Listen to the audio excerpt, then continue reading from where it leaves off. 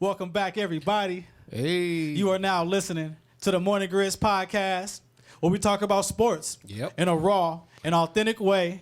Sports for the fan, from a fan. It's your boy Joseph, a.k.a. Jay with the Grits, and I'm back once again with my man Leon the Baller. What's going on, Leon? What's good, man? I'm out here trying to ball. You know what I'm saying? We was balling season again, so I'm out here trying to kill. I see you, man. Left hand wet jumper. Man, I try to keep one. Are these fans ready for some action? Man, I don't even know. I know I'm ready. Yeah? Yeah, I'm ready, bro. Hey, it's the summertime. Everybody can get down to the courts now. All the courts are up. Yeah, man. But they don't play like they used to. They don't play like they used to. Everybody shooting threes. Everybody's Steph Curry. Yeah, Steph Curry has changed the game forever. Major. Yes. So, hey. But that's my game. I shoot threes. Hey, and you know what, though? Hey, and you could do that. And what has changed the game, Leon, are some of these NBA players that are being inducted into the Hall of Fame this weekend. Great ones. Right? Some of the greatest.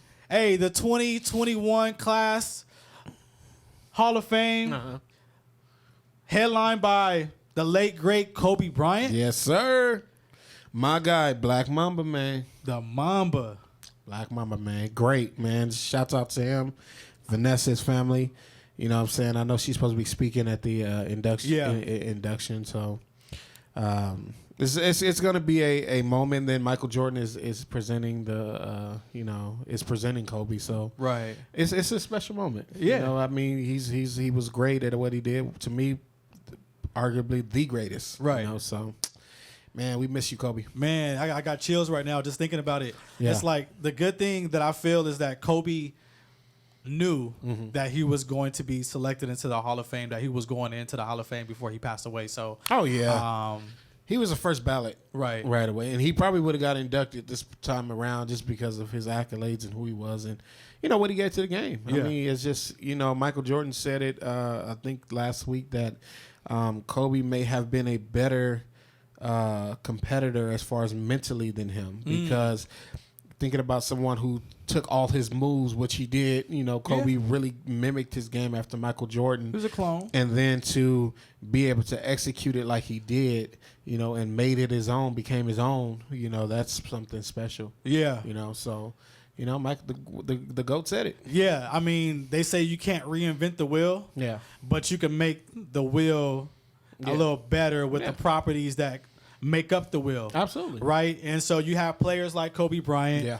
You have players like Kevin Garnett. Yeah, man. Kevin Garnett was one of a kind. Yeah, the big ticket. The big ticket. Man. He came out of high school. Made it. Kobe came out of high school. Yep. Both of them are going to the Hall of Fame this year. Man. What about the big fundamentals? Man, arguably the best power forward to ever live. Tim Duncan.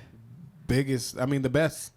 I mean, he was fundamentally sound. He didn't give you no sauce, nothing, but he gave you the work. You know, he gave you that textbook drop step, that textbook post up game, mid range game. He was emotionless. You know, he very seldomly had emotion on his face like Kawhi sometimes, and I think that's what Kawhi meant. Like, are you bored out there? Are like, you having fun playing ball? Are you breathing out there? So, you know, man, this list here is great. You know, it's just some players that have changed the game. Yeah. And they will be missed. But, they will. You know, I believe the game is in good hands. The game is in great hands. I mean, you got players, we touched on it before. Steph Curry, who revolutionized the game. You have Damian Lillard. Yeah. You know, and you got LeBron James. Yeah. You know, LeBron James is still holding the torch now. Yeah. But you got players like Kevin Durant. You got players like Kyrie Irving. Yeah. You know, so, I mean, the game's in good hands. Oh, man. I mean, you know, LeBron is going to be passing it pretty soon. Give him a couple more years. It'll be his. I mean, arguably, Kevin Durant could be that guy. Could be. You know, he's just that skilled right now to where he could be number one. Right. You know, but we'll see when they meet up. I feel like the league kind of wants to give it to Luka. I feel like they want Luka to kind of be the face of the league. He can. Luka's a bad boy. Like, he get too many texts. Right. He argued too much with the ref, which every player does. But, you know, Luka right now got a 16. He's working on his 16 tech, and he's going to be sitting out a game. So that's something to watch, because that could really change a playoff series. Right. You know, he gets too many T's right now. You know, a lot of the face of the league, they don't get a lot of T's like that. So it's interesting to see how they implement. Because, I mean, Luka can flat out ball. Like, don't get me wrong, Luke. If you ever see this, I'm not saying you can't ball because you can flat out ball.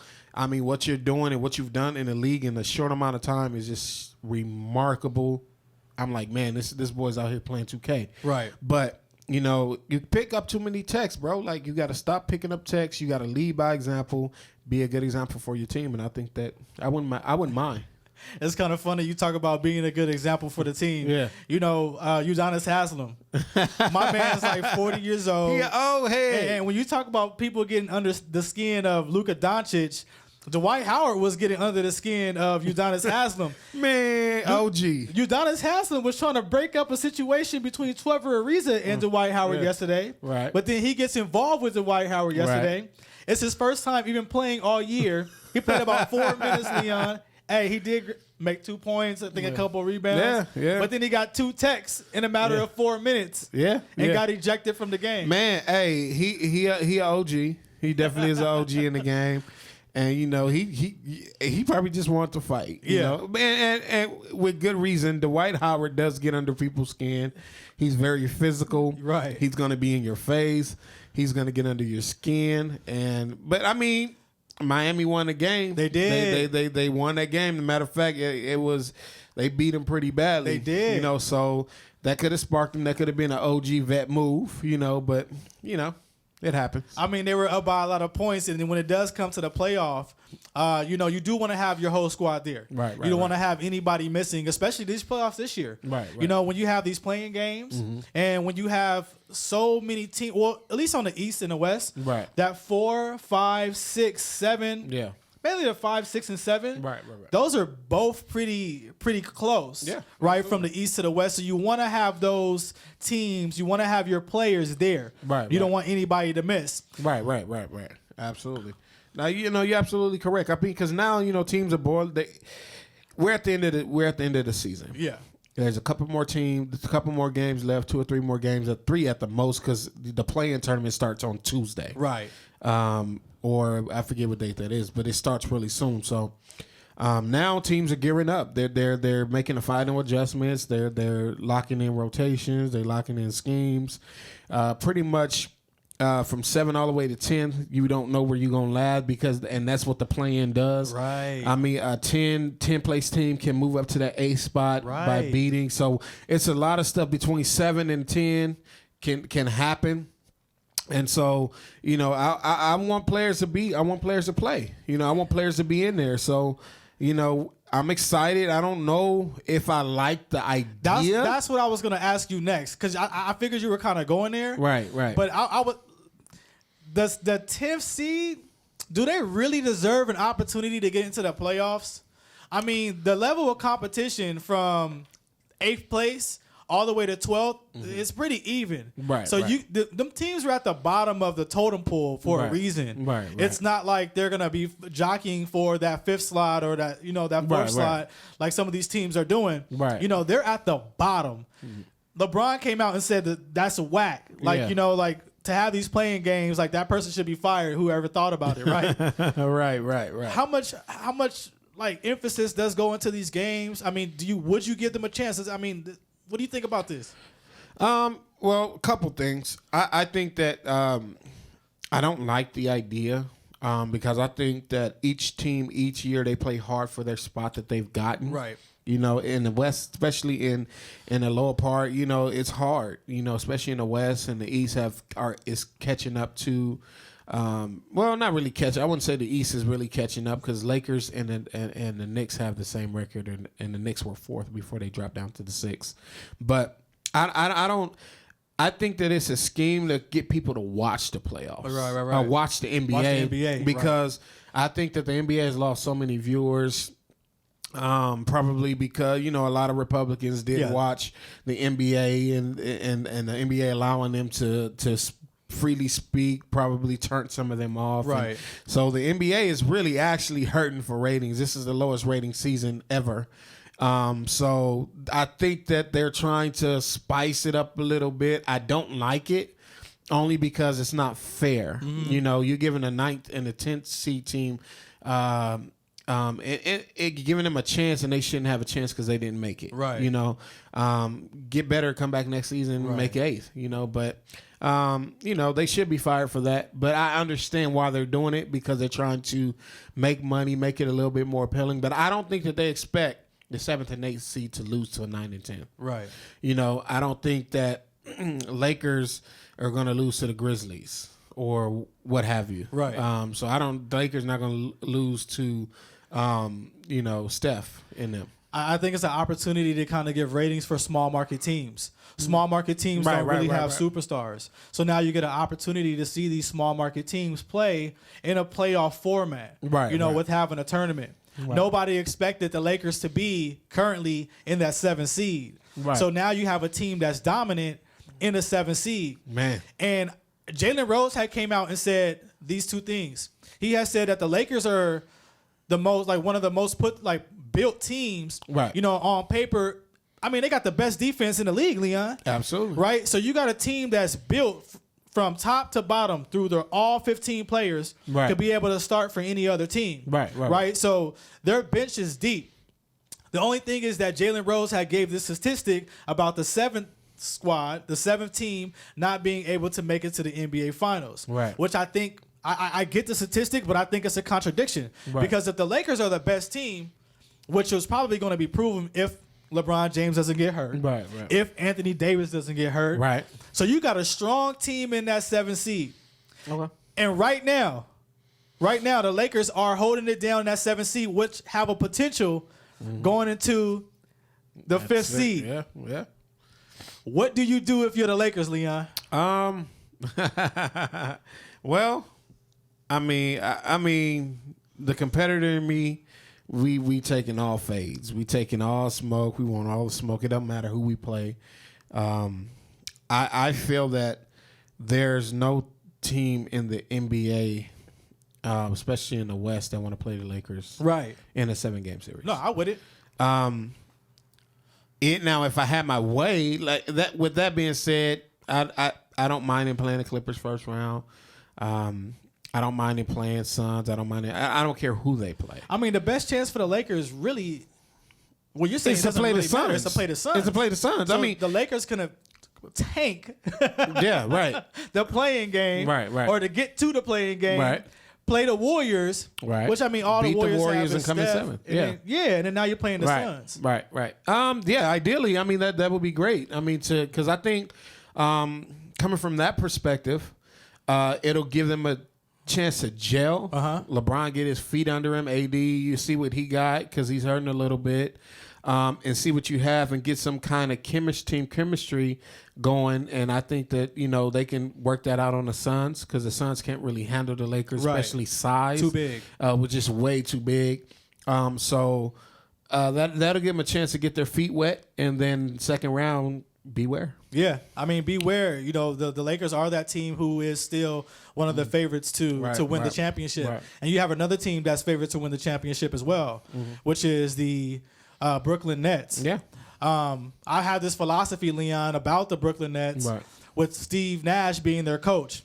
Steve Nash was a point guard for a 63-win team who was head coached by D'Antoni. Right. D'Antoni is now the assistant coach on the Brooklyn Nets. They never won a championship. Right. You have a Marty Stoudemire who was that 1-2 punch, that power forward, nice, athletic, right? Who was on the Phoenix Suns. Right. Who's on the coaching staff now. They never won a championship. Right. James Harden was running the show over there in Houston under a Mike D'Antoni system. Right. They never won a championship. They didn't even get out the second round. Right.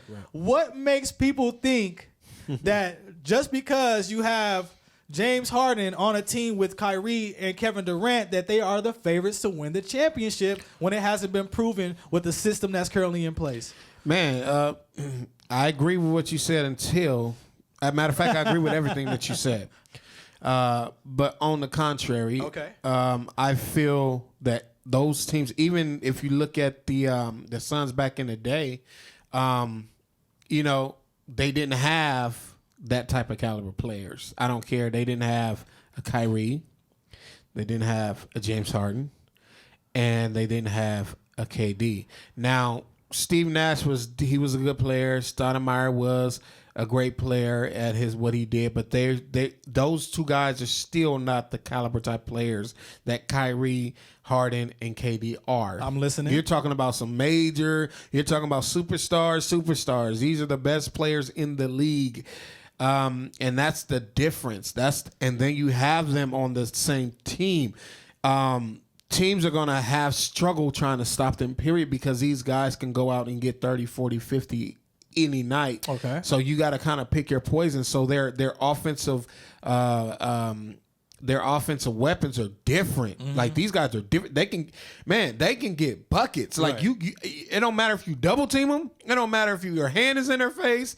You're talking about these guys. Each one of them get buckets, and you can't stop neither one of those guys. Yeah, but so yeah, they'll do ISO. I mean, they'll do ISO, but I think that where they will fall is defense. Right. I agree. So I think that you have teams like the Bucks who play collectively great defense. You have the 76ers who collectively play great defense. So I think that's where they will fall. I don't think offensively they have any weaknesses, other than them not being able to work out who turn it is next to score. But I think ultimately where they will fall is on the defensive end. We've seen every player step up. We've seen. I think the most consistent player that has been on their team this year is Jeff Green. Right. Jeff Green has been the most consistent player on the squad for the whole year. Right. But we've seen Kyrie step up. We were also able to see Kevin Durant step up. And James Harden step up. Now, when it comes to defense, I think that's where they lack, Leon. And you hit it right on the head, because they can score the points. And I think you even said it before. Right. Each player can average 30 points per game, where they have a total of 90 points just within a three alone. Right. But that's not enough to win the championship. No, it's not. And I've always emphasized that, especially when James Harden came, because they got rid of their defense, the interior defense. And then you have teams like the Bucks, who not only can play defense, but they can shoot the three, Leon. Absolutely. Right? You have the Miami Heat. They're starting to look really good, right? Sleeper. And they just got Trevor Ariza. That's my sleeper team. Right? Yeah.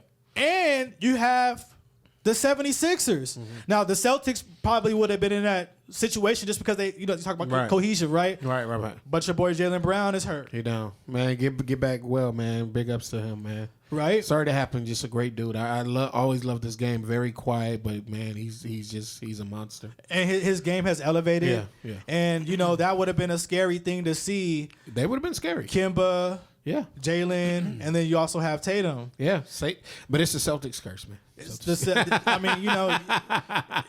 They could keep that lucky charm over there on that side. Keep that lucky charm away from us. Right? So, but when you have a team like the 76ers as well, look, all these teams, they can shoot the three well, and they defend well, and they're long. Yeah. They have long wings that can match up, and the NBA is all about matchups. Yeah. And if Brooklyn get hot, man, be careful. So would you think, who's the biggest threat to the Nets coming out the East? No doubt the Bucks. Okay. No doubt the Bucks. Because they've been there before? They've been there before, and then the addition with P.J. Tucker, I think, was a big addition. Yes. I think that they this year are the biggest threat because they served them a couple, I think 2 or 3 times this year, pretty handily. So I think that the Brooklyn Nets have something to worry about playing them. I also think they have an issue with the Sixers. So I think those two teams right there, the Sixers and the Bucks, are going to be a threat to the Nets because they have no answer for Joel Embiid. They have no answer for Ben Simmons. And so if you allow Ben Simmons just to run around and play, and that, like I said, mind you, Brooklyn don't have great defense, so the paint is always open. Yes. And so if you allow Ben Simmons to run around rapid, he's going to pick your team apart. He will. So. He will because he doesn't shoot. He's so big and quick to where he can penetrate. And you put a small guard on him, it's good night. Oh, it's a wrap. It's a wrap. It's good night. It's a mismatch. It's a complete mismatch. But one team that has not been a mismatch all year is the New York Knicks. The Knicks. Yeah. Julius Randle. Yep. Most improved player. should be considered an MVP candidate for the type of season that he's put up. That candidate, he got the Knicks in a. Well, they slipped down to the 6, but he's got the Knicks, bro. The Knicks ain't never nothing to talk about. I mean, they're talking about him now because they just ain't been to the playoffs, I think, since 2013, 2012. It's been a long time. It's been a long time. Yeah. But like I said, they're in the East. Yeah. And they had the same record as the Lakers, and they were in the 4th spot. Right. So, I mean, I don't think Julius Randle is playing. He's having a great year. He's having an excellent year. I mean, he deserves everything he's getting because I've seen him when he was on the Lakers try to work his way through, didn't work out with the Lakers, and so he getting traded, and now he's finally found a home. Right. Now he's comfortable. Now he's that guy. He's the one that Kobe took under his wing. Yes. And you can see him flourishing now. He's having that killer instinct, that killer Mamba mentality. I love what he's doing, but he not an MVP candidate. Okay. Not in my book. Okay. Because if you put him there, you definitely have to put Russell Westbrook in that conversation. I would. You have to put Curry there. I would. But you wouldn't put Randall over those two guys. And those two guys are not the top candidates. You got Jokic, you got Embiid, and then you have, who is that third person that they're looking at? I think Chris Paul. Why not? Chris Paul. But you wouldn't put any of those guys. You wouldn't put Julius Randle over any of those guys. No, but I'll put him in the conversation. Okay. Yeah. I'll put him in the conversation because he's their leader. Just to say he's in a conversation? Well, not even just to say that he's in the conversation. He's putting up points. Yeah, His I mean, he's high. only averaging, 23, 24 points a game? But the team is winning. Right. Their defense contributes a lot to that. But when it comes, bro, that game that he played against the Lakers. Oh, yeah, he went stupid. He went stupid. Him and AD were I was going impressed. Man. I was impressed. Yeah, I mean, I think that if he continue on the pace that he's going. Right. And he continued to develop into the player that he's looking like what he's getting ready to become, he will be a superstar. Yeah. Next year he will definitely be an all-star. Right. If he continue to keep it up. But like I said, superstars are made. You know what I'm saying? So he has to do this multiple years. Right. You don't just get a superstar title, but you get multiple years. And then I think in the offseason they're looking to get Kyle Lowry. They're looking to add even Alonzo Ball or even a Dennis Schroeder. So if they get another point guard, because I don't think R.J. Barrett is ready for the fight yet. Not for point guard. Not for point guard. R.J. Barrett is more like he's a scorer. He's a two guard. Right. He's a two guard. His jump shot is pretty limited. Can he get to the cup? Yeah. He can get there. He's long. He plays. But he's not fast. No, he's not fast. No. He gets there, but my issue with him is that he's not a true point guard. So I think that that's what they're looking for. And so I think that you pair Randall with a great guard, I think they'll be at the top of the East. Well, I mean, what he's doing right now with Derrick Rose, and so you bring a guy like Derrick Rose over there because he already knows Thibodeau's offense. Right. He knows Thibodeau's defense, so he knows what exactly he wants. He's been an MVP of the league. He's been to the playoffs with Thibodeau. Right. So having that point guard as far as a veteran presence, Derrick Rose has been through everything that you can imagine. He do, and man, I want to give him his kudos, man. Derrick Rose, what he's doing for the Knicks, what he's doing in the NBA. Now, granted, he's not the same MVP caliber type player, right? Where he was high flyer, high risk, suffered a few injuries, set him back. The last knee injury he had, I didn't think he was going to actually return and come back. Nobody did. But look at him now; he's slimmer. Yeah. He's placed close to the ground now, but he has found a home, like he found a place, and it's inspiring to see someone who was so great at what he does and so young to be able to accept a 6-man role, still come in and perform the way that he does. Right. Man, I think that what he's doing for the Knicks is awesome. And then, like I said, you pair him again with another guard, like a superstar guard, a Kyle Lowry. Okay. And like I said, I think the Knicks will be right back in the thick of things because, like I said, the East is not strong outside of the top 4 teams. Okay. It's up for grabs, right? With the Knicks being potentially one of those top 4 teams.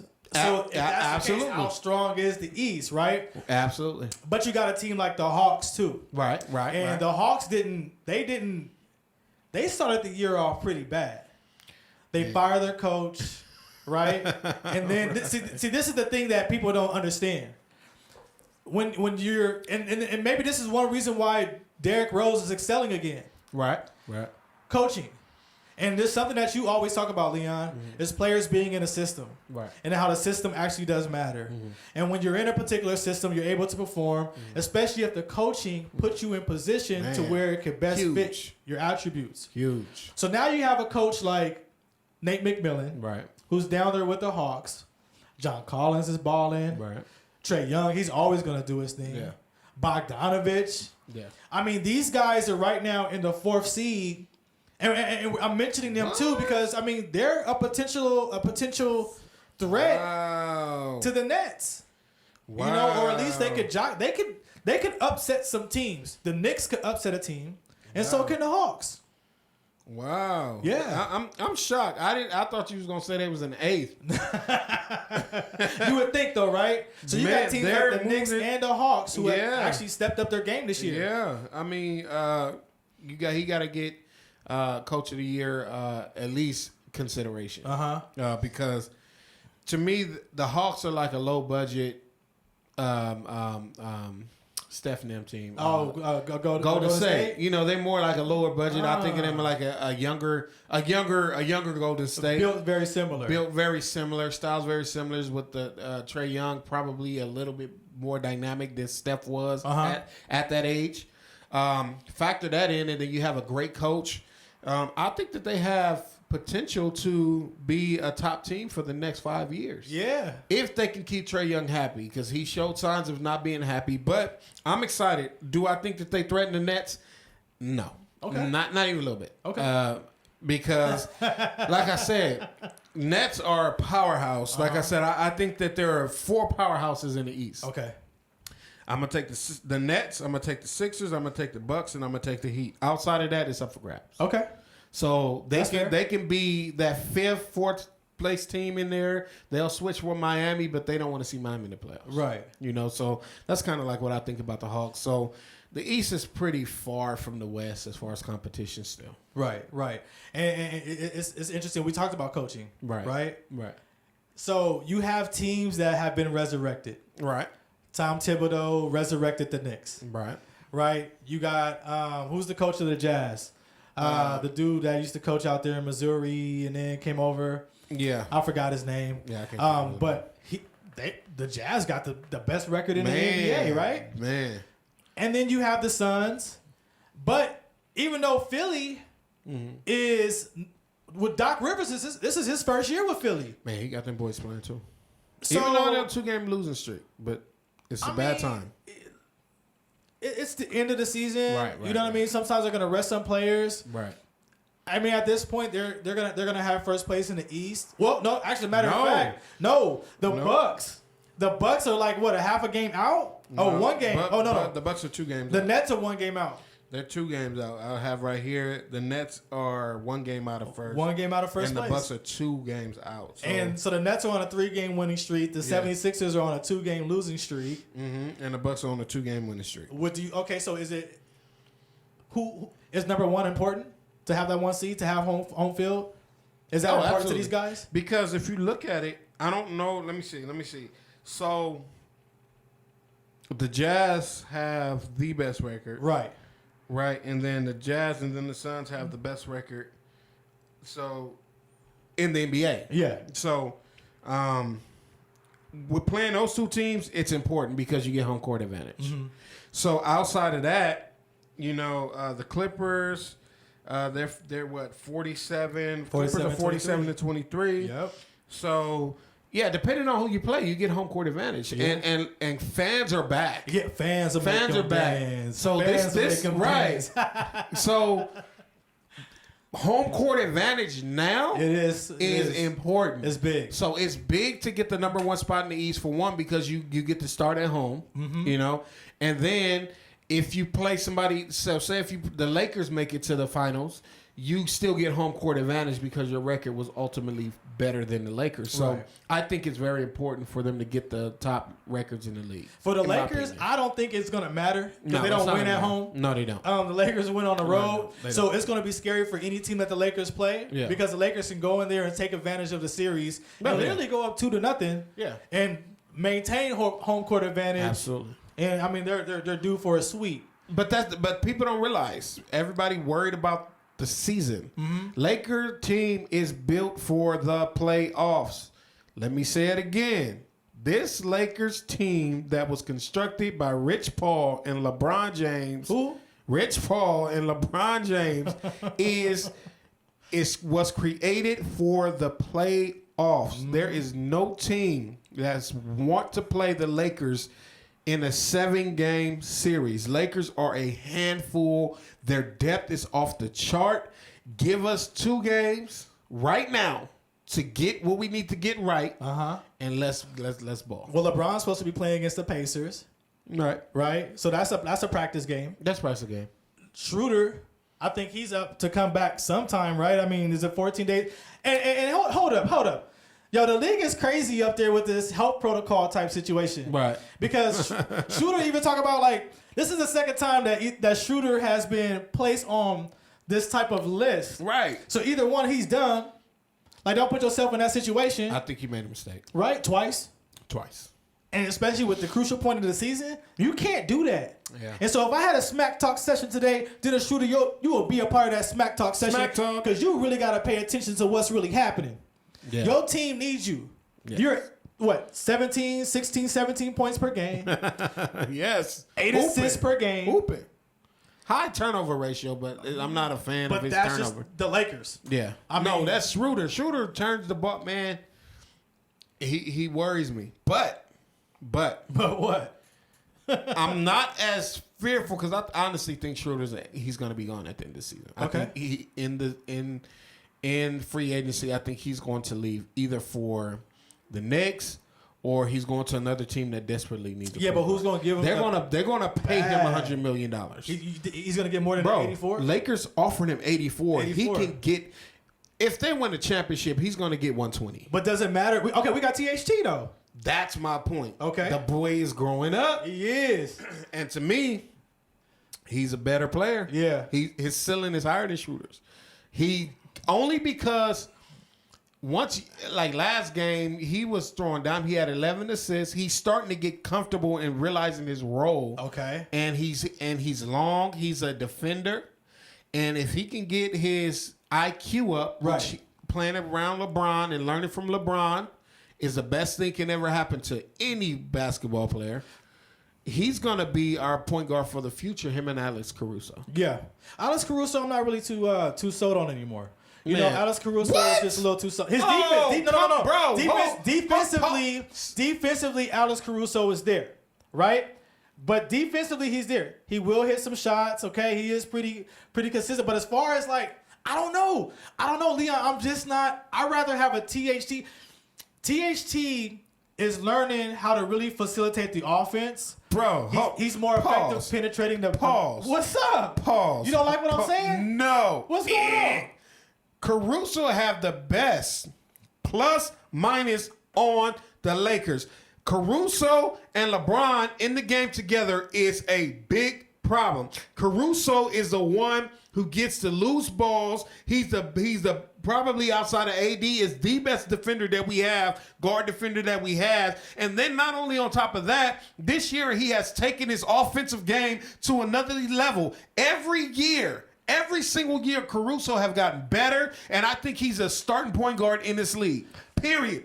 I don't think Horton Tucker is there yet. He's still too young. He still make a lot of indecisive moves. He makes a lot of mistakes still. Right now, Caruso, as is a better player than THT. Now, will that hold up? Time will tell. We don't know. Caruso is a better player than THT put respect right on now. The GOAT name, bro. No, I'm not. But Caruso is a better player than THT is right now. Then how you not sold on him? I'm not sold on him because of the fact when LeBron was gone. Right. When AD was gone. Okay. And you had that squad. He was hooping in. Leon, the Lakers were losing when it comes to setting up the offense. So you put that all on? You put that all on Caruso? I put it on Caruso because I put it on the coaching, but I put it on Caruso. Schroeder was there, bro. No, Schroeder wasn't there the whole time. Schroeder was there most of the time, bro. Bro, the last, 5 games? Yeah, Schroeder hasn't played. So, but before that, Schroeder was there. He's a starting point guard. You got to have somebody that's going to back up Schroeder.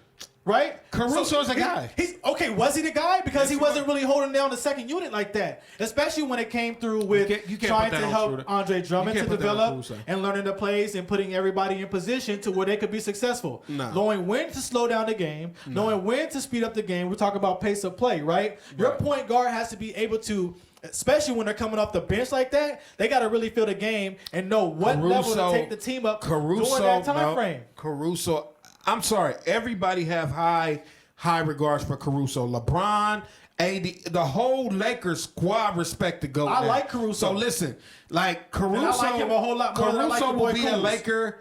Caruso will be a Laker for a long time. He's respected, he's loved, and I think teams actually really, really want him. Kuzma the same way. People might not like Kuzma, but Kuzma is a problem for most teams in the league. Kuzma, when he's in his element.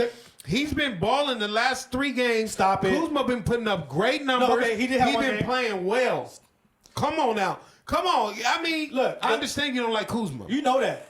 But regardless. Look, blonde hair Kuzma I don't like. You give me dark hair Kuzma. That's a Kuzma that will show up and kind of play a little bit. But Kuzma's just too inconsistent. He's a piece. We're talking about Caruso. But inconsistent, you gotta, if you're gonna talk about Kuzma being inconsistent, you gotta talk about most of the Lakers being inconsistent. So you just can't point out Kuzma. The Lakers are. A lot of them are inconsistent. Wesley Matthews is inconsistent with his jumper. KCP has been inconsistent all season. He has. So why don't you call some of those players out and instead of only just calling out Kuzma? Because call out the players that need to be called out. Because KCP got the bag thrown at him. Okay, hold on. Let me. And now he's not even playing. He's not playing like he should be playing. Look, I already said McLemore was the same type of player that KCP is with a little bit more offense. KCP just has more of a defensive stance. That he can get up in your chest and play some defense, put some hands in the passing lanes. He's a little bit quicker than McLemore is. But they're very, very similar players. When McLemore came, I was in favor of moving KCP out of the lineup. You can't do that. Why? Why are you taking offense for defense? Lakers have the #1 defensive rated team. But I don't mind that. KCP is a part of that defensive weapon. What I'm saying is this, though. I'm not. When it comes to the KCP factor, I called him out and I acknowledged it, and I also acknowledged the fact that Kuzma, when Kuzma's in the game, bro, there's a lot of times where he's in the game. Yeah, he does pick up a lot of garbage points.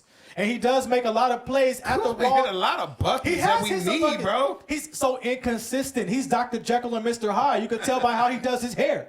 That's most basketball players, bro, except outside of your superstars. Even when AD first came back, he was inconsistent. Matter of fact, AD's been inconsistent the whole season. AD hasn't been putting up his numbers. So AD has been below average in every single category, and the main one that he has struggled is in his rebounds. AD is averaging 5 rebounds a game. Hey, I agree with you on that. AD is averaging 5 rebounds a game, and his points, he's averaging 20 points. He is a 28, 29 point. So he's been inconsistent compared to what we know AD to do. Now, you're looking at Kuzma from when they didn't have a superstar with Lonzo and all these other players, and Kuzma looked like he was going to be that guy. But what Kuzma did, and why I respect Kuzma for what he's done, is because he had to recreate who he was, because he was an emerging all-star. When LeBron came, he had to take a back seat. When AD came,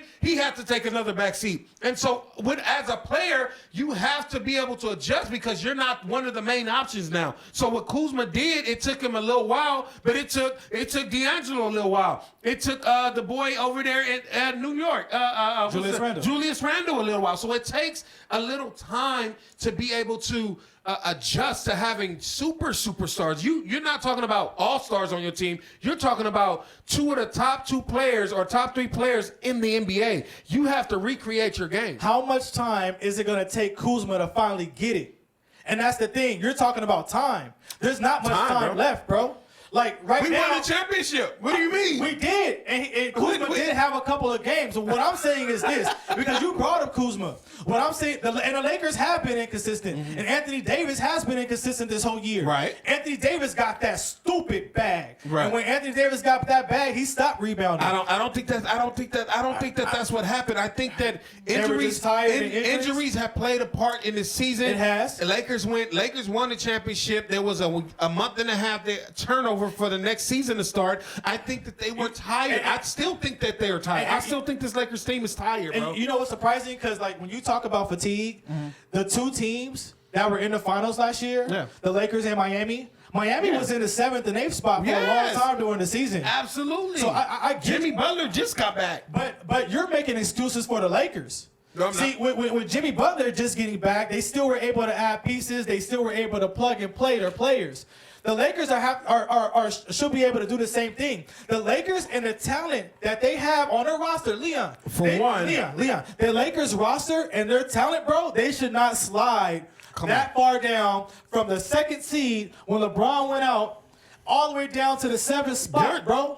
I don't care what you think, how you think about it, but if you think you got assassins in the West. You do. You got teams that any given night that can beat you. The Warriors can beat you on any given night. But because that's the West, it's just I'm talking about the West, but particularly the West. What's the NBA, Leon? So all about matchups. Losing 4 games in the West will be more detrimental than losing 4 games in the East. It can, yes. And so that's what happened. And so Lakers, it doesn't matter. Like I said, long as we make the playoffs, Lakers are going to be fine. It doesn't matter who we play against. It don't matter where we seed, bro. That's beyond the point. Like I said earlier in the podcast, is that the Lakers are built for the playoffs. They are. And I guarantee you right now, anybody who see the Lakers in the first round is going to be like, what do we do with this team? I guarantee you, because that's where Lakers are going to shine, and that's where LeBron, AD, Kuzma, Andre Drummond, Caruso, Schroeder, we're the deepest team in the NBA.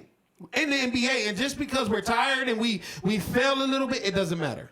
Because once the ball goes up, you're going to have to figure out how to beat these dudes.